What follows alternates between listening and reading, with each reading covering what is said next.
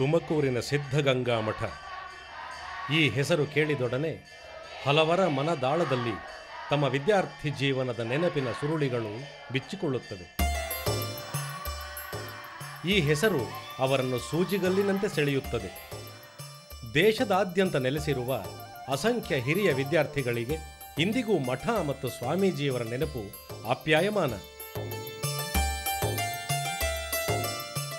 ಇಂದೂ ಸಹ ಸಾವಿರಾರು ಸಂಖ್ಯೆಯ ಜ್ಞಾನದಾಹಿಗಳು ಪ್ರತಿ ವರ್ಷ ಮಠಕ್ಕೆ ಸೇರುತ್ತಾರೆ. ಈ ಮಠವು ಬೆಂಗಳೂರಿನಿಂದ 70 ಕಿಲೋಮೀಟರ್ ದೂರದಲ್ಲಿ ನೆಲೆಗೊಂಡಿದೆ. 600 ವರ್ಷಗಳ ಇತಿಹಾಸವನ್ನು ಹೊಂದಿರುವ ಶ್ರೀಮಠದ ಸಂಸ್ಥಾಪಕರು ಶ್ರೀ ಗೋಶಾಲ ಸಿದ್ದೇಶ್ವರರು. ಇವರ ತಪಸ್ಸಿನ ಪರಿಪೂರ್ಣ ಫಲದ ರೂಪದಲ್ಲಿ ಗಂಗೆಯ ಉಗಮವಾಗಿ ಇಂದು ಸಿದ್ಧಗಂಗಾ ಎಂದು ಪ್ರಚಲಿತವಾಗಿದೆ.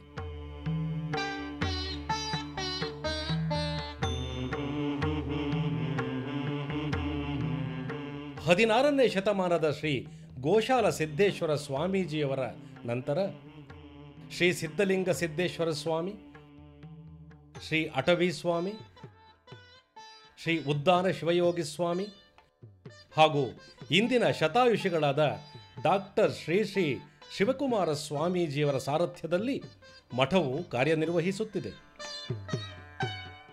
ಶ್ರೀ ಅಟವಿ ಸ್ವಾಮಿಗಳು ಮಠದಲ್ಲಿ ಅನ್ನದಾಸೋಹ ಪದ್ಧತಿಯನ್ನು 19ನೇ ಶತಮಾನದ ಅಂತ್ಯದಲ್ಲಿ ಪ್ರಾರಂಭಿಸಿದರು. ಶ್ರೀ ಅಟವಿ ಸ್ವಾಮಿಗಳು ಹಚ್ಚಿದ ಒಲೆ ಇಂದಿಗೂ ಆರದೆ ಉರಿಯುತ್ತಿದೆ ಎನ್ನುತ್ತಾರೆ ಭಕ್ತರು.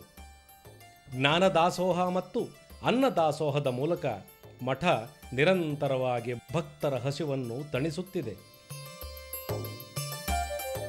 ಇಲ್ಲಿ ಪಡೆದ ಗುಣಮಟ್ಟದ ಶಿಕ್ಷಣದಿಂದಾಗಿ ಸಾವಿರಾರು ವಿದ್ಯಾರ್ಥಿಗಳು ಸಮಾಜದ ಮುಖ್ಯ ವಾಹಿನಿಯಲ್ಲಿ ಬೆರೆತು ಉನ್ನತ ಹುದ್ದೆಗಳನ್ನು ಅಲಂಕರಿಸಿದ್ದಾರೆ. ಅವರ ಶಿಸ್ತು, ಸಮರ್ಪಣಾ ಮನೋಭಾವ, ಕಾಯಕದಲ್ಲಿ ಅವರ ಶ್ರದ್ಧೆ, ಮೌಲ್ಯಾಧಾರಿತ ಕೆಲಸ ಇವು ಮಠ ಹಾಕಿಕೊಟ್ಟ ಭದ್ರ ಬುನಾದಿಗೆ ಸಾಕ್ಷಿಯಾಗಿವೆ. ಸಿದ್ಧಗಂಗಾ ಮಠವು ಅಕ್ಷರ ಕಲಿಕೆಯ ಅವಕಾಶದಿಂದ ವಂಚಿತರಾದ ಸಮಾಜದ ಎಲ್ಲರ ಆಶಾಕಿರಣವಾಗಿ ವಿದ್ಯಾದಾನ ಮಾಡುತ್ತಾ ಬಂದಿದೆ. ವೀರಶೈವ ಪರಂಪರೆಗನುಗುಣವಾಗಿ ತ್ರಿವಿಧ ದಾಸೋಹವಾದ ಅಕ್ಷರ, ಅನ್ನ ಮತ್ತು ಆಶ್ರಯಗಳನ್ನು ನೀಡುತ್ತಿದೆ. ವರ್ಗ, ವರ್ಣ ಮತ್ತು ಧರ್ಮಗಳನ್ನು ಲೆಕ್ಕಿಸದೆ ಎಲ್ಲರನ್ನೂ ಸಮಾನವಾಗಿ ಕಾಣಲಾಗುತ್ತಿದ್ದು ಸುಮಾರು 9,000ಕ್ಕೂ ಹೆಚ್ಚು ವಿದ್ಯಾರ್ಥಿಗಳು ಇಂದು ಇಲ್ಲಿ ಶಿಕ್ಷಣ ಪಡೆಯುತ್ತಿದ್ದಾರೆ. 104 ವರ್ಷಗಳಾಗಿದ್ದರೂ ಹದಿಹರೆಯದ ತರುಣರಂತೆ ಡಾಕ್ಟರ್ ಶ್ರೀ ಶ್ರೀ ಶಿವಕುಮಾರ ಸ್ವಾಮಿಗಳು ನಿತ್ಯ ಕಾಯಕದಲ್ಲಿ ತೊಡಗುತ್ತಾರೆ. ಅನುಭವ ಮಂಟಪದ ಅಲ್ಲಮನಂತೆ ಅವರು ಈ ಸಂಸ್ಥೆಯ ಸ್ಫೂರ್ತಿ ಚಿಲುಮೆಯಾಗಿದ್ದಾರೆ. 12ನೇ ಶತಮಾನದ ಬಸವಾದಿ ಶರಣರ ತತ್ವ ಸಿದ್ಧಾಂತಗಳನ್ನು ಪರಿಪಾಲಿಸುತ್ತಿದ್ದಾರೆ. ಶ್ರೀಮಠದ ಭಕ್ತರು ಶ್ರೀ ಶ್ರೀ ಶಿವಕುಮಾರ ಸ್ವಾಮೀಜಿಗಳನ್ನು ನಡೆದಾಡುವ ದೇವರು ಎಂದೇ ಕರೆಯುತ್ತಾರೆ. ಶ್ರೀಗಳು ವಚನ ಸಾಹಿತ್ಯದ ಸಾರವನ್ನು ಅಳವಡಿಸಿಕೊಂಡು ಭಕ್ತಾದಿಗಳಿಗೂ ಅದನ್ನು ತಿಳಿಯ ಹೇಳುತ್ತಾ ಜೀವನ ಶ್ರದ್ಧೆ ಮತ್ತು ಮಾನವ ಪ್ರೀತಿಯನ್ನು ತುಂಬುತ್ತಿದ್ದಾರೆ. ನಮ್ಮ ಶಿವಕುಮಾರ ಮಹಾಸ್ವಾಮಿಗಳವರಿಗೆ ದೊಡ್ಡ ಆದರ್ಶ ಅಂದರೆ 12ನೇ ಶತಮಾನದ ಬಸವಣ್ಣವರು ಸಾರಿದಂತಹ ಕಾಯಕ ಮತ್ತು ದಾಸೋಹದ ತತ್ವವನ್ನು ನಾವು ಅದರ ಕ್ರಿಯಾರೂಪವನ್ನು ಕಾಣಬೇಕೆಂದರೆ ಸಿದ್ಧಗಂಗಾ ಮಠಕ್ಕೆ ಹೋಗಬೇಕು. ಸ್ವಾಮೀಜಿಯವರು ಬಸವಣ್ಣವರ ಸಂದೇಶ ಸಾರಲಿಕ್ಕೆ ಆ ಮಠದ ಹಳೆಯ ವಿದ್ಯಾರ್ಥಿಗಳ ಸಂಘದಿಂದ ಒಂದು ಸಾಂಸ್ಕೃತಿಕ ಚಟುವಟಿಕೆಗಳ ಮೂಲಕ ಸಂದೇಶ ಪ್ರಸಾರ ಮಾಡುವಂತಹ ಕೆಲಸ ಮಾಡ್ತಾ ಇದ್ದಾರೆ. ಆ ಹಳೆಯ ವಿದ್ಯಾರ್ಥಿಗಳ ಸಂಘದವರು ಬಸವೇಶ್ವರನ ಕುರಿತಂತಹ ಒಂದು ನಾಟಕ ಅದನ್ನು ಗ್ರಾಮೀಣ ಪ್ರದೇಶದಲ್ಲಿ ಪ್ರದರ್ಶನ ಮಾಡಿ ಸಾಮಾನ್ಯ ಹಳ್ಳಿಗರಿಗೂ ಕೂಡ ಆ ಸಂದೇಶ ಮುಟ್ಟುವಂಥ ಒಂದು ಕೆಲಸ ಮಾಡ್ತಾ ಇದ್ದಾರೆ. ರಾಜ್ಯ ಸರ್ಕಾರವು ತನ್ನ ಅತ್ಯುನ್ನತ ಕರ್ನಾಟಕ ರತ್ನ ಪ್ರಶಸ್ತಿಯನ್ನು ಶ್ರೀಗಳಿಗೆ ನೀಡಿ ಗೌರವಿಸಿದ್ದು ಹಲವಾರು ವಿಶ್ವವಿದ್ಯಾಲಯಗಳು ಇವರಿಗೆ ಗೌರವ ಡಾಕ್ಟರೇಟ್ ಪದವಿಗಳನ್ನು ನೀಡಿದೆ. ಸ್ವಾಮೀಜಿಯವರು ನಿಜಕ್ಕೂ 21ನೇ ಶತಮಾನದ ಪವಾಡ ಪುರುಷರು ಎಂಬುದು ನಿಸ್ಸಂಶಯ. ವೀರಶೈವ ಪರಂಪರೆಯ ಹಿನ್ನೆಲೆಯಲ್ಲಿಯೇ ತುಮಕೂರಿನ ಸಿದ್ಧಗಂಗಾ ಮಠವು ಇಂದಿನ ಅಗಾಧ ಪ್ರಮಾಣದ ಶಿಕ್ಷಣ ಕೈಂಕರ್ಯವನ್ನು ನಡೆಸುತ್ತಿದೆ. ಬಸವಣ್ಣನವರ ಕಾಲದಿಂದಲೂ ವೀರಶೈವ ಮಠಗಳು ವೃತ್ತಿ ಶಿಕ್ಷಣಕ್ಕೆ ಸಹಜವಾಗಿಯೇ ಹೆಚ್ಚು ಮಹತ್ವವನ್ನು ನೀಡಿದವು. ಇದಕ್ಕೆಂದೇ ವೀರಶೈವ ಧರ್ಮ 3 ಪ್ರಕಾರಗಳ ಮಠಗಳನ್ನು ಆರಂಭಿಸಿದ್ದು ಗಮನಾರ್ಹ. ಅವುಗಳೆಂದರೆ ಸಾಲಿಮಠ, ಓದಿಸೋ ಮಠ ಮತ್ತು ವಿರಕ್ತ ಮಠ. ಸಾಲಿಮಠಗಳಲ್ಲಿ ಶಿಕ್ಷಣದೊಂದಿಗೆ ನೂಲುವುದು, ನೇಯುವುದು, ಬೆತ್ತ ಬಿದಿರು, ಕೃಷಿಯನ್ನು ಒಳಗೊಂಡಂತೆ ಹಲವು ಕಸುಬುಗಳನ್ನು ವಿದ್ಯಾರ್ಥಿಗಳ ಆಸಕ್ತಿಗೆ ತಕ್ಕಂತೆ ಕಡ್ಡಾಯವಾಗಿ ಕಲಿಸಲಾಗುತ್ತಿತ್ತು.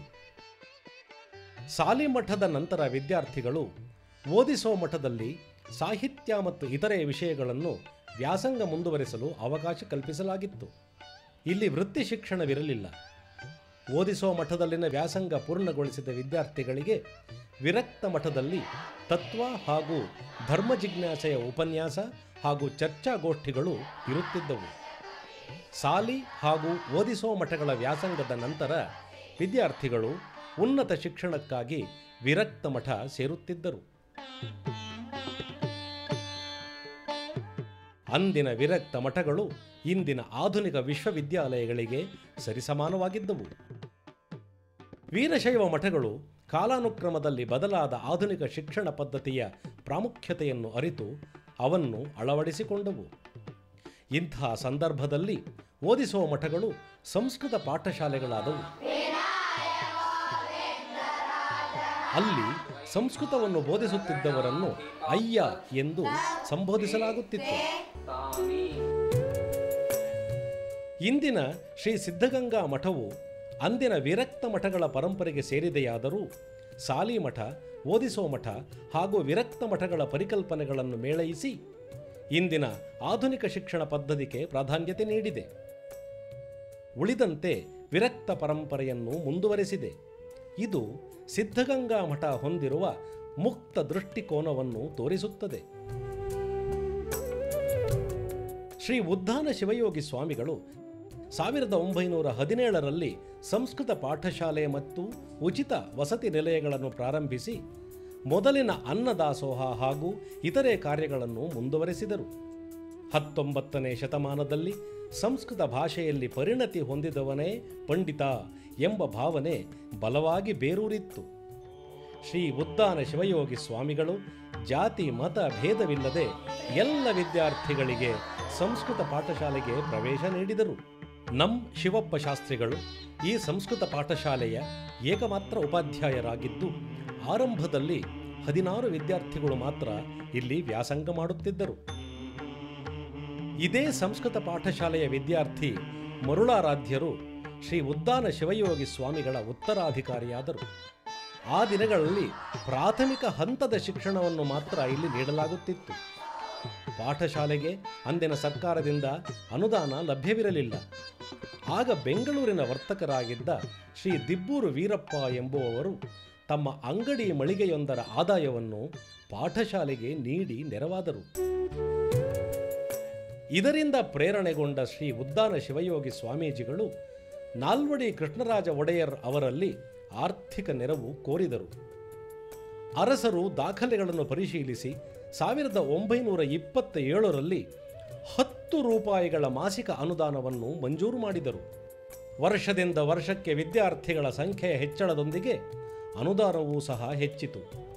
1938ರಲ್ಲಿ ಈ ಪಾಠಶಾಲೆಯನ್ನೇ ಸಂಸ್ಕೃತ ಕಾಲೇಜನ್ನಾಗಿಸಿದಾಗ ಅಂದಿನ ಮೈಸೂರು ಅರಸರಾದ ನಾಲ್ವಡಿ ಕೃಷ್ಣರಾಜ ಒಡೆಯರವರು ಅನುದಾನದ ಮೊತ್ತವನ್ನು 60 ರೂಪಾಯಿಗಳಿಗೆ ಏರಿಸಿದ್ದರು. ಉದ್ದಾನ ಶಿವಯೋಗಿ ಸ್ವಾಮಿಗಳು 1940ರಲ್ಲಿ ಲಿಂಗೈಕ್ಯರಾದರು. 1941 ಸ್ವಾಮಿಗಳು ಲಿಂಗೈಕ್ಯ ಆದಮೇಲೆ ಅಷ್ಟು ಹಾಗೆ ಪ್ರಾರಂಭ ನಡ್ಕೊಂಡು ಬಂತು. ಆದರೆ ಮತ್ತೆ ಬೆಳಕು ಜಾಸ್ತಿ ಆದ್ದರಿಂದ ಒತ್ತಾಯ ಮಾಡಿದ್ದರಿಂದ ಸಂತಾನ ಪ್ರಾರಂಭವಾಯಿತು. ಮತ್ತು ಸಾರ್ವಜನಿಕರು ಸಹಾಯ ಮಾಡಿದರು, ಹಳ್ಳಿ ಜನರು ಸಹಾಯ ಮಾಡಿದರು, ಸರ್ಕಾರ ಮುಖಾಂತರ ಮತ್ತು ಸಹಾಯ ಕೊಡ್ತಾ ಬಂದರು. ಮುಖ್ಯವಾಗಿ ಹಳ್ಳಿ ಜನರು ಪ್ರೋತ್ಸಾಹ ನೆರವು ಒಂದು ಮೂಲಭೂತ ಶಕ್ತಿ ಆಯಿತು. ಅದರ ಮೇಲೆ ಪ್ರಾರ್ಥನೆಯಾಗಿ ಸಂಬಳ ಬೀಳ್ತಾ ಬಂದರು. ಕ್ರಮಕ್ರಮವಾಗಿ ಬಳಕೊಂಬಂದು ಹಾಗೆ ಅಧಿಕಾರಿ ನೋಡಿದ ಮೇಲೆ ಜನ ಸಂತೋಷ ಪಟ್ಕೊಂಡು ತಾವಾಗಿ ಬಂದು ಸಹಾಯ ಮಾಡ್ತಾ ಬಂದರು. ಅಪ್ರಾಯುತವಾಗಿ ಇವರ ನೆರವು ಕೊಡ್ತಾ ಬಂದರು. ಇದು ವ್ಯವಸ್ಥೆ ಬೆಳ್ಕೊಂಡು ಚೆನ್ನಾಡಿದ ಮೇಲೆ ಸರ್ಕಾರದವರು ಕೂಡ ಕಾನ್ಪನೆ ಮಾಡಬೇಕು ಅವಕಾಶ ದಕ್ಕಿಸಿಕೊಟ್ಟ ಮೇಲೆ ಎಲ್ಲ ಸಮಗ್ರವಾಗಿರ್ತಕ್ಕಂಥ ಒಂದು ಅವಕಾಶ ಉಂಟಾಯಿತು. ಈ ಹಲವಾರು ಕಾರ್ಯಗಳಿಂದ ಶಕ್ತಿ ಬೆಳೀತಕ್ಕಂಥ ಅವಕಾಶ ಉಂಟಾಯಿತು. ಈಗ ಚೆನ್ನಾಗಿ ನಡ್ಕೊಂಡು ಬರ್ತಾ ಇದೆ. ಶ್ರೀಗಳು ಸ್ವತಃ ತಾವೇ ವಿದ್ಯಾರ್ಥಿಗಳಿಗೆ ಸಂಸ್ಕೃತ ಹಾಗೂ ಆಂಗ್ಲ ಭಾಷೆಯನ್ನು ಬೋಧಿಸುತ್ತಿದ್ದರು. ವಿದ್ಯಾರ್ಥಿಗಳ ಆತ್ಮೀಯ ಗುರು, ತಂದೆ, ತಾಯಿ ಎಲ್ಲವೂ ಆಗಿ ಅರ್ಧ ಶತಮಾನಕ್ಕೂ ಹೆಚ್ಚು ಕಾಲ ಇದನ್ನು ನಡೆಸಿಕೊಂಡು ಬಂದರು. ಮಠದ ಗುರುಕುಲ ಪದ್ಧತಿಯೊಂದಿಗೆ ಆಧುನಿಕ ಶಿಕ್ಷಣ ಪದ್ಧತಿಯನ್ನು ಮೇಳೈಸಿ ಬಡ ಮಕ್ಕಳನ್ನು ವಿದ್ಯಾವಂತರನ್ನಾಗಿಸಿ ಬದುಕನ್ನು ರೂಪಿಸಿಕೊಳ್ಳಲು ದಾರಿ ತೋರಿದರು. ಇಂದಿಗೂ ಕ್ರಿಯಾಶೀಲರಾಗಿರುವ ಶತಾಯುಷಿಗಳಾದ ಶ್ರೀ ಶ್ರೀ ಡಾಕ್ಟರ್ ಶಿವಕುಮಾರ ಸ್ವಾಮಿಗಳು ತಮ್ಮ ಹರೆಯದ ದಿನಗಳಲ್ಲಿ ಮಠದ ಏಳಿಗೆಗಾಗಿ ದುಡಿದರು. ತಮಗೆ ತಾವೇ ಚೇತನವಾಗಿ ಸಂಕಲ್ಪ ತೊಟ್ಟು ಮಠವನ್ನು ಹಂತ ಹಂತವಾಗಿ ಬೆಳೆಸಿದರು. ಸುತ್ತಮುತ್ತಲಿನ ಹಳ್ಳಿಗಳಲ್ಲಿ ಪಾದಯಾತ್ರೆ ಮಾಡಿ ಅಕ್ಷರ ಮತ್ತು ಅನ್ನದಾಸೋಹಕ್ಕೆ ನೆರವು ನೀಡಲು ಬೇಡುತ್ತಿದ್ದರು. ದೂರದ ಹಳ್ಳಿಗಳಿಗೆ ಕುದುರೆ ಸವಾರಿ ಅಥವಾ ವಿಶೇಷ ಎತ್ತಿನ ಬಂಡಿಯಲ್ಲಿ ಪ್ರಯಾಣ ಮಾಡುತ್ತಿದ್ದರು. ಹಳ್ಳಿಗರು ಸ್ವಾಮೀಜಿಯವರನ್ನು ತಮಟೆ ವಾದ್ಯಗಳೊಂದಿಗೆ ಸಂತೋಷದಿಂದ ಸ್ವಾಗತಿಸುತ್ತಿದ್ದರು. ಸ್ವಾಮೀಜಿಗಳು ಬರೆದ ಪತ್ರಗಳು ಆಗಲೇ ಸುತ್ತಲ ಹಳ್ಳಿಯವರಿಗೂ ತಲುಪಿರುತ್ತಿದ್ದವು. ಹೀಗಾಗಿ ಮೂಟೆಗಟ್ಟಲೆ ದವಸ ಧಾನ್ಯ ಮತ್ತು ಹಣ ಭಕ್ತಾದಿಗಳಿಂದ ಮತ್ತು ಶಿಷ್ಯರಿಂದ ಭಿಕ್ಷೆಯ ರೂಪದಲ್ಲಿ ಮಠಕ್ಕೆ ಹರಿದು ಬರುತ್ತಿತ್ತು. ಶ್ರೀಗಳು ಮಕ್ಕಳಿಗೆ ಕಡಲೆಪುರಿ, ಕಡಲೆಕಾಯಿಗಳನ್ನು ಹಂಚುತ್ತಾ ಸ್ವತಃ ತಾವೇ ವಚನಗಳನ್ನು ಹೇಳಿಕೊಡುತ್ತಿದ್ದರು.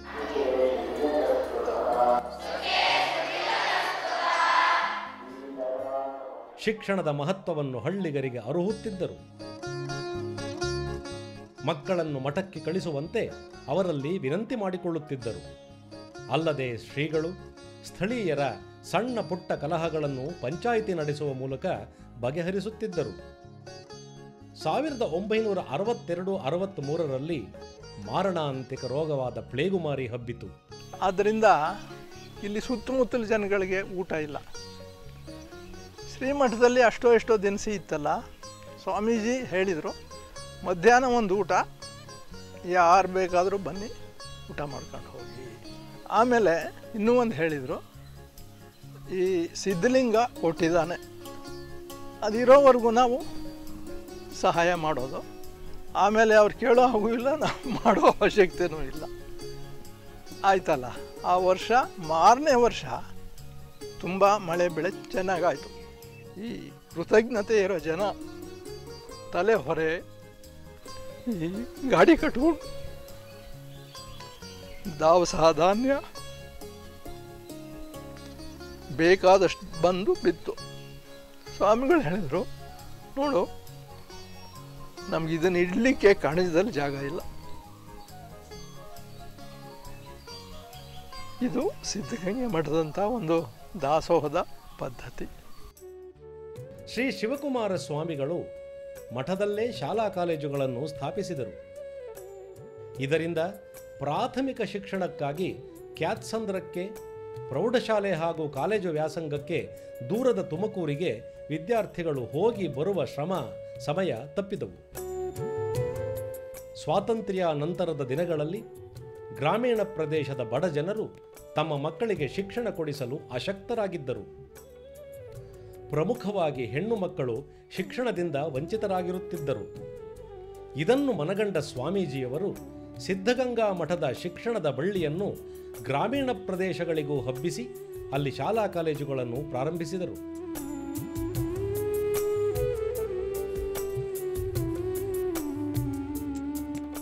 ಗಾಂಧೀಜಿಯವರ ಕನಸಿನ ಗ್ರಾಮೀಣಾಭಿವೃದ್ಧಿಯನ್ನು ಸಾಕಾರಗೊಳಿಸುವ ನಿಟ್ಟಿನಲ್ಲಿ ಶ್ರೀಗಳು ಆರ್ಥಿಕ ಒತ್ತಡಗಳ ನಡುವೆಯೂ ಗ್ರಾಮೀಣ ಪ್ರದೇಶದ ಎಲ್ಲ ಜನಾಂಗಗಳ ಬಡ ಮಕ್ಕಳಿಗೆ ಶಿಕ್ಷಣ ನೀಡಿ ಅವರನ್ನು ಸಬಲಗೊಳಿಸುವುದರಲ್ಲಿ ಯಶಸ್ವಿಯಾಗಿದ್ದಾರೆ. ಇಷ್ಟೇ ಅಲ್ಲದೆ ಸಮಾಜಕ್ಕೆ ಉತ್ತಮ ಶಿಕ್ಷಕರನ್ನು ನೀಡಲು 1956ರಲ್ಲಿ ಶ್ರೀ ಸಿದ್ಧಗಂಗಾ ಶಿಕ್ಷಕರ ತರಬೇತಿ ಕಾಲೇಜನ್ನು ಸಹ ಪ್ರಾರಂಭಿಸಿದ್ದಾರೆ. ಇಂದಿಗೂ ಸ್ವಾಮಿಗಳು ಪ್ರತಿನಿತ್ಯ ಸುಮಾರು 9,000 ವಿದ್ಯಾರ್ಥಿಗಳಿಗೆ ಅರ್ಧ ತಾಸಿನ ಪ್ರವಚನ ನೀಡುತ್ತಾರೆ. ಶ್ರೀಗಳ ಶ್ರಮದ ಪ್ರತಿಫಲವೆಂಬಂತೆ ಇಲ್ಲಿ ಪರಿಪೂರ್ಣತೆ ಪಡೆದು ಹೊರ ನಡೆದವರು ಸಮಾಜದಲ್ಲಿ ಉನ್ನತ ಹುದ್ದೆಗಳನ್ನು ಹೊಂದಿದ್ದು ಶ್ರೀಗಳ ಕನಸನ್ನು ಸಾಕಾರಗೊಳಿಸುತ್ತಿದ್ದಾರೆ. ಮತ್ತು ಸ್ವಾಮೀಜಿ ನಮ್ಮ ಜೊತೆ ಎಲ್ಲ ಕೆಲಸ ಮಾಡೋರು. ಅವಾಗ ಯಾವುದೇ ಕೆಲಸ ಅಂತ ಲೆಕ್ಕ ಇಲ್ಲ, ಸ್ವಾಮೀಜಿ ನಮ್ಮ ಜೊತೆ ಇದ್ದರೆ ಅದು ಯಾವುದೂ ಕಷ್ಟ ಇಲ್ಲ ಕೆಲಸ. ಅವ್ರು ಬಂದು ಹೋದ್ರೆ ಸಾಕು, ಅದೇನು ಮಾತ್ಸಲ್ಯ ಅದು. ಈ ಕೆಲಸ ಮಾಡೋದಿದೆಯಲ್ಲ, ಕೆಲಸ ಮಾಡೋದ್ರೊಳಗೆ ಒಂದು ಸುಖ ಇದೆ, ಸಂತೋಷ ಇದೆ ಅನ್ನೋದನ್ನು ಕಲಿಸಿದ್ದು ಮೊದಲು ಸಿದ್ಧಗಂಗಾ ಮಠ. ಅಂದರೆ ಒಂದು ಒಳ್ಳೆಯ ಕೆಲಸ ಮಾಡ್ತಾಯಿದ್ದರೆ ತಾನಾಗಿಯೇ ಸಾರ್ವಜನಿಕವಾದ ಬೆಂಬಲ ಸಹಕಾರ ದೊರಕುತ್ತೆ ಅನ್ನೋಕ್ಕೆ ಸಿದ್ಧಗಂಗಾ ಮಠವೇ ಸಾಕ್ಷಿ. ಅಪಾರ ಸಂಖ್ಯೆಯ ವಿದ್ಯಾರ್ಥಿಗಳ ನಡುವೆಯೂ ಶ್ರೀಗಳು ಪ್ರತಿ ವಿದ್ಯಾರ್ಥಿಯ ಬಗೆಗೂ ವೈಯಕ್ತಿಕ ಗಮನ ಹರಿಸುತ್ತಾರೆ. ಅವರ ಪ್ರೀತಿಯುತ ಕಣ್ಗಾವಲಿನಿಂದ ಯಾವ ವಿದ್ಯಾರ್ಥಿಯೂ ತಪ್ಪಿಸಿಕೊಳ್ಳಲಾಗುವುದಿಲ್ಲ. ಸ್ವಾಮೀಜಿಯವರು ವಿದ್ಯಾರ್ಥಿಗಳ ಆರೋಗ್ಯದ ಬಗ್ಗೆಯೂ ವಿಶೇಷ ಕಾಳಜಿ ವಹಿಸುತ್ತಾರೆ. ಅನಾರೋಗ್ಯದಿಂದ ಬಳಲುತ್ತಿರುವ ವಿದ್ಯಾರ್ಥಿಗಳಿಗೆ ವಸತಿ ಗೃಹದಲ್ಲಿಯೇ ಊಟೋಪಚಾರದ ವ್ಯವಸ್ಥೆಯನ್ನು ಮಠ ನಡೆಸಿಕೊಂಡು ಬಂದಿದೆ. ಪ್ರಾಥಮಿಕ ಆರೋಗ್ಯ ತಪಾಸಣೆ ಮಾಡಲು ಮಠದ ಆವರಣದಲ್ಲೇ ಇರುವ ಆಸ್ಪತ್ರೆಗೆ ಪ್ರತಿನಿತ್ಯ ವೈದ್ಯರು ಭೇಟಿ ನೀಡುತ್ತಾರೆ. ಹೆಚ್ಚಿನ ಶುಶ್ರೂಷೆ ಬೇಕಿದ್ದಲ್ಲಿ ಮಠದ ವೆಚ್ಚದಲ್ಲಿಯೇ ತುಮಕೂರಿನ ಆಸ್ಪತ್ರೆಗೆ ಕರೆದೊಯ್ಯಲಾಗುತ್ತದೆ. 130ಕ್ಕೂ ಹೆಚ್ಚು ವಿವಿಧ ಜನಾಂಗಗಳ 9,000 ವಿದ್ಯಾರ್ಥಿಗಳು ಇಲ್ಲಿದ್ದಾರೆ. 1940ರಲ್ಲಿ ಈ ಸಂಖ್ಯೆ 80 ಮಾತ್ರ ಇತ್ತು. ಗಣನೀಯವಾದ ಈ ಏರಿಕೆ ಶಿಕ್ಷಣ ಪ್ರಗತಿಯಲ್ಲಿ ಮಠದ ಪಾತ್ರಕ್ಕೆ ಸಾಕ್ಷಿಯಾಗಿದೆ.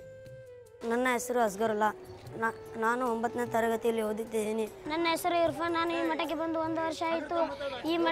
ಈ ಮಠದಲ್ಲಿ ಭೇದ ಭಾವ, ಜಾತಿ ಮತ ಏನೂ ಇಲ್ಲ. ನಾವು ಒಂದೇ ಜೊತೆಯಲ್ಲಿ ಊಟ ಮಾಡ್ತೀವಿ, ಒಂದೇ ಜೊತೆಯಲ್ಲಿ ಪ್ರೇಯರ್ಗೆ ಹೋಗುತ್ತೀವಿ. ಅಟವಿ ಸ್ವಾಮಿಗಳು ಪ್ರಾರಂಭಿಸಿದ್ದ ಅನ್ನದಾಸೋಹ ಪರಿಕಲ್ಪನೆಯ ಮೇಲೆ ಉದ್ದಾನ ಸ್ವಾಮಿಗಳು ಶ್ರೀ ಸಿದ್ಧಲಿಂಗೇಶ್ವರ ಅನಾಥಾಶ್ರಮವನ್ನು ಪ್ರಾರಂಭಿಸಿದ್ದರು. ಶಿವಕುಮಾರ ಸ್ವಾಮಿಗಳು ಈ ಅನಾಥಾಶ್ರಮಕ್ಕೆ ಕೇವಲ ವೀರಶೈವ ವಿದ್ಯಾರ್ಥಿಗಳಿಗಷ್ಟೇ ಅಲ್ಲದೆ ಎಲ್ಲರಿಗೂ ಮುಕ್ತ ಪ್ರವೇಶ ಒದಗಿಸಿದರು. ಶ್ರೀ ಉದ್ದಾನ ಸ್ವಾಮಿಗಳು ಮೊದಲಿಗೆ ಅನಾಥಾಶ್ರಮ ಎಂದೇ ಪ್ರಾರಂಭಿಸಿದರಾದರೂ ಕಾಲಕ್ರಮೇಣದಲ್ಲಿ ಈ ಆಶ್ರಮದಲ್ಲಿ ಎಲ್ಲ ಬಡ ಮಕ್ಕಳಿಗೆ ಪ್ರವೇಶ ದೊರಕಿದ್ದುದರಿಂದ ಇದು ವಿದ್ಯಾರ್ಥಿ ನಿಲಯವಾಗಿ ಪರಿವರ್ತನೆಗೊಂಡಿತು. ಎಲ್ಲ ಮತ ಧರ್ಮಗಳ ಮಕ್ಕಳೊಂದಿಗೆ 1950ರಲ್ಲಿ ಬಡ ಮುಸಲ್ಮಾನ ಮಕ್ಕಳಿಗೂ ಕೂಡ ಇಲ್ಲಿ ಪ್ರವೇಶ ನೀಡಲಾಯಿತು. 1960ರಲ್ಲಿ ಅಂದಿನ ಪ್ರಧಾನಮಂತ್ರಿಯಾದ ಶ್ರೀ ಪಂಡಿತ್ ಜವಾಹರ್ಲಾಲ್ ನೆಹರೂರವರ ಪಂಚವಾರ್ಷಿಕ ಯೋಜನೆಗಳು ತೀವ್ರಗತಿಯಲ್ಲಿದ್ದಾಗ ತಾಂತ್ರಿಕ ಕುಶಲತೆ ಹೊಂದಿರುವ ಇಂಜಿನಿಯರುಗಳ ಕೊರತೆಯಿಂದಾಗಿ ಸರ್ಕಾರ ಇಂಜಿನಿಯರಿಂಗ್ ಕಾಲೇಜುಗಳ ಸ್ಥಾಪನೆಯತ್ತ ಗಮನ ಹರಿಸಿತು. ಗ್ರಾಮಾಂತರ ಪ್ರದೇಶದ ವಿದ್ಯಾರ್ಥಿಗಳು ಈ ಉನ್ನತ ಶಿಕ್ಷಣದಿಂದ ವಂಚಿತರಾಗುತ್ತಾರೆಂಬುದನ್ನು ಅರಿತ ಸ್ವಾಮೀಜಿಯವರು ತಾವೇ ತಮ್ಮ ವಿದ್ಯಾರ್ಥಿಗಳಿಗಾಗಿ ಒಂದು ಇಂಜಿನಿಯರಿಂಗ್ ಕಾಲೇಜು ಸ್ಥಾಪಿಸುವುದರ ಬಗ್ಗೆ ಮಠದ ಭಕ್ತರು ಹಾಗೂ ಹಿತೈಷಿಗಳೊಂದಿಗೆ ಚರ್ಚೆ ಮಾಡಿದರು. ಜೊತೆಗೆ ತುಮಕೂರು ನಗರದ ವರ್ತಕ ವೃಂದ 10 ಲಕ್ಷ ರೂಪಾಯಿಗಳ ದೇಣಿಗೆಯನ್ನು ನೀಡಿ ಸ್ವಾಮೀಜಿಯವರ ಆತ್ಮವಿಶ್ವಾಸವನ್ನು ಇನ್ನಷ್ಟು ಬಲಪಡಿಸಿತು. ಇಂಜಿನಿಯರಿಂಗ್ ಕಾಲೇಜು ಸ್ಥಾಪನೆಯ ಅಂಗವಾಗಿಯೇ ಸಿದ್ಧಗಂಗಾ ಶಿಕ್ಷಣ ಸಂಸ್ಥೆಯನ್ನು ಹುಟ್ಟುಹಾಕಲಾಯಿತು. ಶ್ರೀ ಸಿದ್ಧಗಂಗಾ ಎಜುಕೇಷನ್ ಸೊಸೈಟಿ 1963ರ ಜುಲೈ 17ರಂದು ಪ್ರಾರಂಭವಾಯಿತು. ಶ್ರೀ ಶಿವಕುಮಾರ ಸ್ವಾಮೀಜಿಗಳೇ ಸಂಸ್ಥಾಪಕ ಅಧ್ಯಕ್ಷರಾಗಿ, ನಿವೃತ್ತ ಡಿವಿಷನಲ್ ಕಮಿಷನರ್ ಆಗಿದ್ದ ಶ್ರೀ ತಿಪ್ಪೇರುದ್ರಯ್ಯನವರು ಗೌರವ ಕಾರ್ಯದರ್ಶಿಗಳಾಗಿ, ಇನ್ನಿತರ ಗೌರವಾನ್ವಿತರು ಸಮಿತಿಯ ಸದಸ್ಯರಾಗಿ ಈ ಸಂಸ್ಥೆ ಪ್ರಾರಂಭವಾಯಿತು.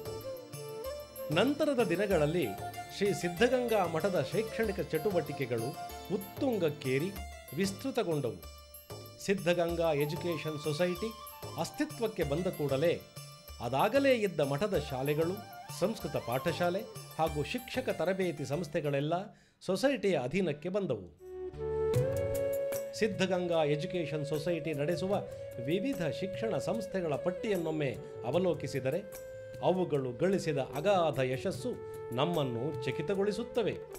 Engineering, management, polytechnic, pharmacy, nursing, Kannada ಪಂಡಿತ ಹಾಗೂ ಸಂಸ್ಕೃತ ಕಾಲೇಜುಗಳು, 4 ಪ್ರಥಮ ದರ್ಜೆ ಕಾಲೇಜುಗಳು, ಅಂಗವಿಕಲರಿಗಾಗಿ ಶೈಕ್ಷಣಿಕ ಸಮನ್ವಯ ಕೇಂದ್ರಗಳು, 3 ಶಿಕ್ಷಣ ತರಬೇತಿ ಸಂಸ್ಥೆಗಳು, 11 ಪದವಿ ಪೂರ್ವ ಕಾಲೇಜುಗಳು, 14 ಪ್ರೌಢಶಾಲೆಗಳು, 17 ಪ್ರಾಥಮಿಕ ಶಾಲೆಗಳು, 18 ಸಂಸ್ಕೃತ ಪಾಠಶಾಲೆಗಳು, 4 ITI ಕೇಂದ್ರಗಳು, 2 ಅಂಧ ವಿದ್ಯಾರ್ಥಿ ಶಾಲೆಗಳು. ಇವುಗಳಲ್ಲಿ ಒಟ್ಟು 44,355 ವಿದ್ಯಾರ್ಥಿಗಳು ವ್ಯಾಸಂಗ ಮಾಡುತ್ತಿದ್ದು 1,440 ಶಿಕ್ಷಕರು ಹಾಗೂ 794 ಬೋಧಕೇತರ ಸಿಬ್ಬಂದಿಯೂ ಕಾರ್ಯನಿರ್ವಹಿಸುತ್ತಿದ್ದಾರೆ. ಇವುಗಳಲ್ಲಿ ಕ್ಷೀಣವಾಗಿದ್ದ 23 ಶಾಲಾ ಕಾಲೇಜುಗಳನ್ನು ಪುನಶ್ಚೇತನದ ಉದ್ದೇಶದಿಂದ ಸಿದ್ಧಗಂಗಾ ಶಿಕ್ಷಣ ಸಂಸ್ಥೆಗಳ ಆಡಳಿತಕ್ಕೆ ವರ್ಗಾಯಿಸಲಾಗಿದೆ. ಮಠದ ಆವರಣದಲ್ಲಿ ಇರುವ ಆಡಳಿತಾತ್ಮಕ ಕೇಂದ್ರ ಕಚೇರಿ ಹಾಗೂ ಪದವಿ ಪೂರ್ವ ಹಂತದವರೆಗಿನ ಶಿಕ್ಷಣ ಆಡಳಿತವನ್ನು ನಿರ್ವಹಿಸಲು ಶಿಕ್ಷಣಾಧಿಕಾರಿಗಳನ್ನು ನೇಮಿಸಲಾಗಿದೆ ಮತ್ತು ಪದವಿ ಕಾಲೇಜುಗಳನ್ನು ನಿರ್ವಹಿಸಲು ಓರ್ವ ವಿಶೇಷಾಧಿಕಾರಿಯನ್ನು ಸಹ ನೇಮಿಸಲಾಗಿದೆ. ಬಡ ಮಕ್ಕಳಿಗೆ ಶಿಕ್ಷಣ ನೀಡುವುದರ ಜೊತೆಗೆ ಸರ್ಕಾರದ ವಿವಿಧ ಯೋಜನೆಗಳಿಗೆ ಸಂಬಂಧಿಸಿದಂತೆ ಕೃಷಿ ಕಾಯಕದ ರೈತರಿಗೂ ತಿಳುವಳಿಕೆ ನೀಡುವ ಪ್ರಯತ್ನ ನಡೆದಿದೆ. ಕೃಷಿ ಇಲಾಖೆ, ಮೀನುಗಾರಿಕೆ, ರೇಷ್ಮೆ ಮೊದಲುಗೊಂಡು ರೈತರಿಗೆ ಸಂಬಂಧಿಸಿದ ಎಲ್ಲ ಸರ್ಕಾರಿ ಇಲಾಖೆಗಳ ವಸ್ತು ಪ್ರದರ್ಶನಗಳ ಪ್ರಾತ್ಯಕ್ಷಿಕೆಗಳ ಮೂಲಕ ಅತ್ಯಾಧುನಿಕ ಮಾಹಿತಿಯನ್ನು ಒದಗಿಸಲಾಗುತ್ತಿದೆ. 2 ವಾರಗಳ ದೀರ್ಘಾವಧಿಯ ವಸ್ತು ಪ್ರದರ್ಶನದಲ್ಲಿ ರೈತರಿಗೆ ತರಬೇತಿ ಸಹ ನೀಡಲಾಗುತ್ತದೆ. ಇದರಿಂದ ರೈತರಿಗೆ ಕೃಷಿ ವಲಯದ ಆಧುನಿಕ ಪ್ರಯೋಗಗಳ ಪರಿಚಯವಾಗುತ್ತಿದೆ. ಮಹಾ ಮಾನವೀಯ ನಿಲುವನ್ನು ಹೊಂದಿರುವ ಸ್ವಾಮೀಜಿಯವರು ವಿದ್ಯೆಯ ಮೂಲಕ ಜ್ಞಾನಜ್ಯೋತಿಯನ್ನು ಬೆಳಗಿಸುತ್ತಾ ಅಂಧ ಮಕ್ಕಳಿಗೆಂದೇ 2 ಪ್ರತ್ಯೇಕ ಶಾಲೆಗಳನ್ನು ತೆರೆದಿದ್ದಾರೆ. ಬ್ರೇಲ್ ಲಿಪಿಯ ಮೂಲಕ ಶಿಕ್ಷಣ ನೀಡುವ ಸೌಲಭ್ಯವನ್ನು ಇಲ್ಲಿ ಕಲ್ಪಿಸಲಾಗಿದೆ.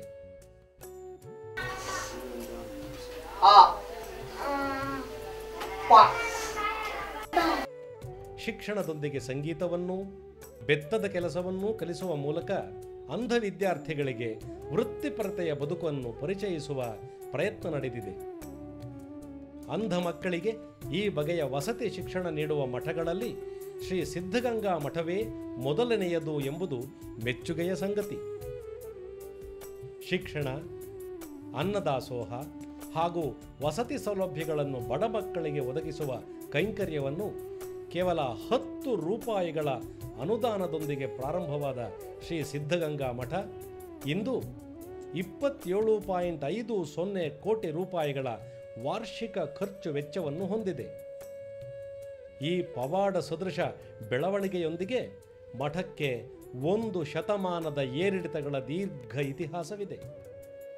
ಈ ಶೈಕ್ಷಣಿಕ ಕ್ರಾಂತಿಯ ಶಿಲ್ಪಿ, ಕ್ರಿಯಾಶೀಲ ಚೇತನ, ಶತಾಯುಷಿ ಡಾಕ್ಟರ್ ಶ್ರೀ ಶ್ರೀ ಶಿವಕುಮಾರ ಸ್ವಾಮೀಜಿಯವರು.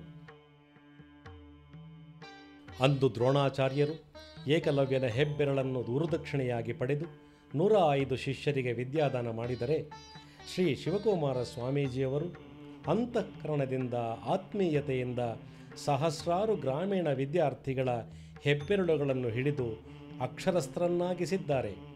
ಸಾವಿರಾರು ಹುಣ್ಣಿಮೆಗಳನ್ನು, 100 ವಸಂತಗಳನ್ನು ದಾಟಿರುವ ಶತಾಯುಷಿ ಸ್ವಾಮೀಜಿಯವರು ಚೇತನದ ಚಿಲುಮೆ. ದಶಕಗಳಿಂದ ರೂಢಿಯಲ್ಲಿರುವ ಶಿಸ್ತನ್ನೇ ಸಿದ್ಧಗಂಗಾ ಮಠದಲ್ಲಿ ಇಂದಿಗೂ ಪರಿಪಾಲಿಸಲಾಗುತ್ತದೆ. ದೈನಂದಿನ ಚಟುವಟಿಕೆ ಬೆಳಗಿನ ಜಾವ 5 ಗಂಟೆಗೆ ಪ್ರಾರಂಭವಾಗುತ್ತದೆ. ಪ್ರಾತಃ ವಿಧಿಗಳು ಗಂಟೆ 7ಕ್ಕೆ ಮುಗಿಯಬೇಕು. ಪ್ರತಿ ಕಟ್ಟಡದಲ್ಲಿಯೂ ಶೌಚಾಲಯ ಮತ್ತು ಸ್ನಾನದ ವ್ಯವಸ್ಥೆ ಇದೆ. ಆದರೆ ಇಲ್ಲಿ ಬಿಸಿ ನೀರು ಮಾತ್ರ ಮರೀಚಿಕೆ. ಸಂಸ್ಕೃತ ಶಿಕ್ಷಣ ಹಾಗೂ ತಣ್ಣೀರ ಸ್ನಾನ ಇಲ್ಲಿ ಕಡ್ಡಾಯ. ಮುಂಜಾನೆಯ ಪ್ರಾರ್ಥನೆಗಾಗಿ ಎಲ್ಲ ವಿದ್ಯಾರ್ಥಿಗಳು ಸಂಸ್ಕೃತ ಕಾಲೇಜಿನ ಆವರಣದಲ್ಲಿ ಸೇರುತ್ತಾರೆ. ಬೆಳಗ್ಗೆ 8:30ಕ್ಕೆ ಬಿಸಿ ಊಟ ಸಿದ್ಧವಾಗಿರುತ್ತದೆ. ಏಕಕಾಲಕ್ಕೆ 5,000 ವಿದ್ಯಾರ್ಥಿಗಳು ಊಟ ಮಾಡಬಹುದಾದ ವಿಶಾಲವಾದ ಭೋಜನಗೃಹವಿದೆ. 60 ಅಡುಗೆಯವರು, ಒಬ್ಬ ಉಗ್ರಾಣಾಧಿಕಾರಿ, ಬಡಿಸಲು 100 ಜನ, 9,000 ಜನರ ಊಟದ ವ್ಯವಸ್ಥೆ ಯಶಸ್ವಿಯಾಗಿ ನಡೆಯುತ್ತಿದೆ. ರಾಗಿ ಮುದ್ದೆ, ಅನ್ನ, ತಿಳಿಸಾರು, ಉಪ್ಪಿಟ್ಟು, ಉಪ್ಪಿನಕಾಯಿ, ಮಜ್ಜಿಗೆ, ತುಪ್ಪ ಇವು ನಿತ್ಯದ ಆಹಾರಗಳು. ವಿಶೇಷ ಸಂದರ್ಭಗಳಲ್ಲಿ ಲಾಡು, ಪಾಯಸ, ಚಿತ್ರಾನ್ನ, ಪಲ್ಯ, ಹುಳಿ ಮುಂತಾದವುಗಳನ್ನು ಸಹ ನೀಡಲಾಗುತ್ತದೆ. ಮುಂಜಾನೆಯ 6:30 ಸಾಮೂಹಿಕ ಪ್ರಾರ್ಥನೆಯಲ್ಲಿ ಪ್ರತಿ ವಿದ್ಯಾರ್ಥಿಯೂ ಭಾಗವಹಿಸುವುದು ಕಡ್ಡಾಯ. ಎಲ್ಲರೂ ಅಟವಿ ಸ್ವಾಮಿಗಳ ಸಮಾಧಿಯ ಎದುರು ಸೇರುತ್ತಾರೆ. ಶುಭ್ರ ಬಿಳಿ ಪಂಚೆ, ಕೆಂಪು ಅಥವಾ ಹಸಿರು ವಸ್ತ್ರದ ಜೊತೆಗೆ ಹಣೆಗೆ ದಿವ್ಯ ವಿಭೂತಿ ಧರಿಸಿರುತ್ತಾರೆ. ಸಂಸ್ಕೃತ ಶ್ಲೋಕಗಳ ಹಾಗೂ ವಚನಗಳ ಪಠನದ ನಂತರ ಸ್ವಾಮೀಜಿಗಳ ಪ್ರವಚನವಿರುತ್ತದೆ.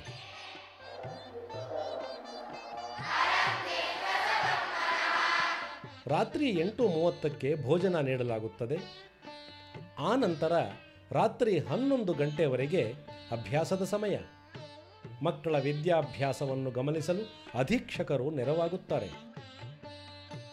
ವಜ್ರ ಮಹೋತ್ಸವದ ಸ್ಮಾರಕ ಭವನ, ಪ್ಲಾಟಿನಂ ಭವನ ಹಾಗೂ ಸಾರ್ವಜನಿಕ ಭವನಗಳು ವಿದ್ಯಾರ್ಥಿಗಳ ವಸತಿಗಾಗಿಯೇ ಮೀಸಲಾಗಿವೆ. ಮಠದ ವಾರ್ಷಿಕ ಖರ್ಚು 4.05 ಕೋಟಿ ರೂಪಾಯಿಗಳಷ್ಟಿದ್ದು, ಶ್ರೀಮಠವು ಅರ್ಧ ಖರ್ಚನ್ನು ತಾನೇ ಭರಿಸುತ್ತದೆ. ವಿದ್ಯಾರ್ಥಿಗಳಿಗಾಗಿ ಎಲ್ಲ ವಸತಿ ಗೃಹಗಳಲ್ಲಿ ಮತ್ತು ಶಿಕ್ಷಣ ಸಂಸ್ಥೆಗಳಲ್ಲಿ ಸುಸಜ್ಜಿತ ಗ್ರಂಥಾಲಯಗಳು ಇದ್ದು, ವಿದ್ಯಾರ್ಥಿಗಳಲ್ಲಿ ಓದುವ ಆಸಕ್ತಿಯನ್ನು ಹೆಚ್ಚಿಸುತ್ತಿವೆ. ದೈಹಿಕ ಶಿಕ್ಷಣ, ಚರ್ಚಾ ಸ್ಪರ್ಧೆ, ಸ್ವಯಂ ಸೇವಕರ ಶಿಬಿರ ಜೊತೆಗೆ ಹಲವು ಸಾಂಸ್ಕೃತಿಕ ಕಾರ್ಯಕ್ರಮಗಳನ್ನು ಆಯೋಜಿಸಲಾಗುತ್ತದೆ. ನನ್ನ ಹಾಗೂ ಮಠದ ಸಂಬಂಧ 50 ವರ್ಷಕ್ಕೂ ಮೀರಿದ್ದು. ನಾನು ವಿದ್ಯಾರ್ಥಿ ದಶೆಯಲ್ಲಿ ಪರಮ ಪೂಜ್ಯ ಡಾಕ್ಟರ್ ಶ್ರೀ ಶಿವಕುಮಾರ ಸ್ವಾಮೀಜಿಯವರ ಹತ್ತಿರ ಹೋದದ್ದು ಇಲ್ಲಿಯವರೆಗೂ ಅದೇ ಸಂಬಂಧ ಬೆಳೆದು ಬಂದಿದೆ. ಇದು ಜಾತ್ಯತೀತವಾದ ಮಠ.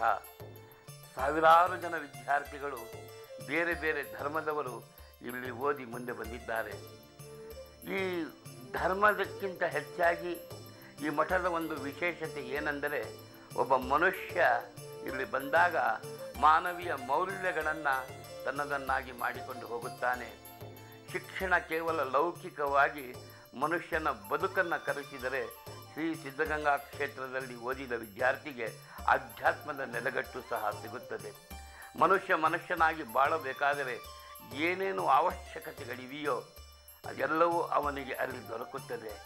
ನಮ್ಮ ಪೂಜ್ಯ ಸ್ವಾಮೀಜಿಯವರು ನನ್ನ ದೃಷ್ಟಿಯಲ್ಲಿ ಶೈಲೇ ಶೈಲೇನ ಮಾಣಿಕ್ಯಂ ಮೌಕ್ತುಕಂ ನ ಗಜೆ ಗಜೆ ಸಾಧವೋ ನಾಹಿ ಸರ್ವತ್ರ ಚಂದನಂ ನ ವನೇ ವನೆ. ಜಗತ್ತಿನಲ್ಲಿ ಎಷ್ಟೋ ಪರ್ವತಗಳಿವೆ, ಎಲ್ಲ ಪರ್ವತಗಳಲ್ಲಿ ನಮಗೆ ರತ್ನ ದೊರಕುವುದಿಲ್ಲ. ಎಷ್ಟೋ ಆನೆಗಳಿವೆ, ಎಲ್ಲ ಆನೆಗಳ ಮೌಕ್ತಿಕದಲ್ಲಿ ನಮಗೆ ಗಜಮಣಿ ದೊರಕುವುದಿಲ್ಲ. ಎಷ್ಟೋ ವನಗಳಿವೆ, ಎಲ್ಲ ವನಗಳಲ್ಲಿ ಚಂದನ ವೃಕ್ಷಗಳಿಲ್ಲ. ಅದೇ ರೀತಿಯಲ್ಲಿ ಜಗತ್ತಿನಲ್ಲಿ ಎಷ್ಟೋ ಸಂತರಿದ್ದಾರೆ, ಆದರೆ ಪರಮ ಪೂಜ್ಯ ಡಾಕ್ಟರ್ ಶಿವಕುಮಾರ ಸ್ವಾಮೀಜಿಯವರು ಅತಿ ವಿರಳ. ಶ್ರೀ ಶಿವಕುಮಾರ ಸ್ವಾಮೀಜಿಯವರನ್ನು ಶಿಷ್ಯರು ಮತ್ತು ಭಕ್ತವೃಂದ ನಡೆದಾಡುವ ದೇವರು, ಜೀವಂತ ದಂತಕತೆ ಎಂದು ಕರೆಯುತ್ತಾರೆ. ಇಂದಿಗೂ ಅವರ ಜೀವನೋತ್ಸಾಹ ಇತರರಿಗೆ ಮಾದರಿಯಾಗಿದೆ. ಶ್ರೀ ಸ್ವಾಮಿಗಳದು ಸಮಾಜಮುಖಿ ಚಿಂತನೆ. ಇವರು ಬಸವಣ್ಣನವರ ತತ್ವಗಳನ್ನು ಅಕ್ಷರಶಃ ಪಾಲಿಸುವವರು. ಇವರ ಸಾಧನೆ ಪ್ರಸ್ತುತ ನಮ್ಮ ಮುಂದಿರುವ ಪವಾಡವೆನ್ನಬಹುದು. ಜಾತ್ಯತೀತ ಮನೋಧರ್ಮದ ತಳಹದಿಯ ಮೇಲೆ ಜ್ಞಾನದಾಹದಿಂದ ಸಮಾಜದ ಏಳಿಗೆಗೆ ಶ್ರಮಿಸುತ್ತಿರುವ ತ್ರಿವಿಧ ದಾಸೋಹಿ ಎಂದೇ ಖ್ಯಾತರಾದ ಶ್ರೀ ಶಿವಕುಮಾರ ಸ್ವಾಮೀಜಿಗಳು ಎಂದೆಂದಿಗೂ ಜನಮಾನಸದಲ್ಲಿ ಪ್ರಾತಸ್ಮರಣೀಯರು.